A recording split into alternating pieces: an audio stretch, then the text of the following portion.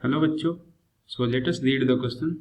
Question बोलता है in the following question a statement of assertion is followed by the statement of reason.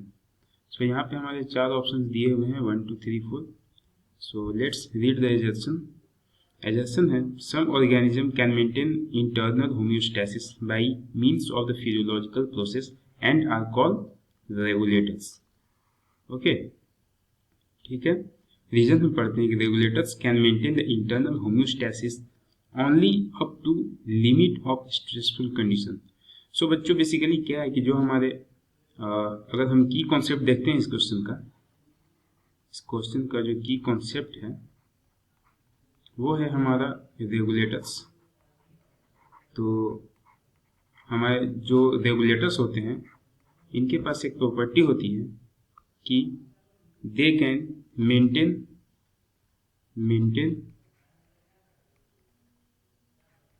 ये homeostasis को maintain कर सकते हैं। ठीक है बच्चों, ये होम्योस्टेसिस को मेंटेन कर सकते हैं। दैट मीन्स कि ऑस्मोटिक इम्बैलेंस को मेंटेन कर सकते हैं, या फिर टेम्परेचर को, जो इंटरनल बॉडी टेम्परेचर है, इंटरनल बॉडी टेम्परेचर को भी ये मेंटेन कर सकते हैं। ठीक है बच्चों।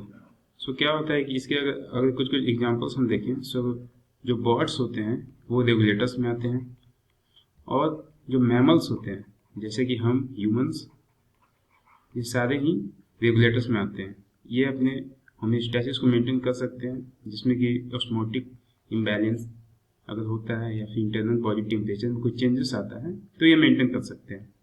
सो ये जो हमारा एजर्शन है वो हमारा करेक्ट है। ठीक है बच्चों। अब आइए देखते हैं कि जो रीजन दिया हुआ है कि regulators can maintain internal homeostasis only up to a limit of stressful condition. नहीं बच्चों, ऐसा नहीं है, ऐसा नहीं है। बिकॉज ये जो स्टेटमेंट दिया हुआ है ये स्टेटमेंट गलत है, क्योंकि जो रेगुलेटर्स होते हैं ये अपने बॉडी टेम्परेचर या फिर ऑस्मोटिक इम्बैलेंस को मेंटेन कर सकते हैं। जितना भी कंडीशंस अगर चेंजेस आ रहे हैं, इन्वायरमेंट में चेंजेस आ रहे हैं, तो उसको ये मेंटेन कर सकते हैं, अपने इंटरनल बॉडी टेम्परेचर को ये सेम रखेंगे। जैसे कि हम जानते हैं कि हम ह्यूमंस का जो बॉडी टेम्परेचर वो 37 डिग्री सेल्सियस है। सो अगर हम ठंड में देखें तो भी हमारा इतना ही रहेगा। बट एक होते हैं हमारे पार्शियल रेगुलेटर्स। तो जैसा कि नाम ही हमें बता रहा है कि पार्शियल रेगुलेटर्स का मतलब होता है कि they can maintain up to certain limit, मतलब कि कुछ जो स्ट्रेसफुल कंडीशन होंगे उन्हीं तक ये रेगुलेट कर सकते हैं, पार्शियल लेवल तक ही मेंटेन कर सकते हैं। ठीक है, और बाद में ये कन्फर्मस हो जाते हैं। सो कन्फर्मस कौन होते हैं? कन्फर्मस का मतलब होता है कि कन्फर्मस जो होते हैं उनका body temperature ambient body temperature होता है, जो इन्वायरमेंट का बॉडी टेम्परेचर है। ठीक है, एम्बिएंट टेम्परेचर, वही उनका भी बॉडी टेम्परेचर होता है। ठीक है बच्चों। सो ये जो स्टेटमेंट कहा गया है ये सही है, बट ये पार्शियल रेगुलेटर के लिए सही है, रेगुलेटर्स के लिए ये स्टेटमेंट गलत है। ठीक है बच्चों। सो अगर हम देखें दैट मीन्स कि एजर्शन जो है हमारा वो तो करेक्ट है, बट रीजन हमारा गलत है।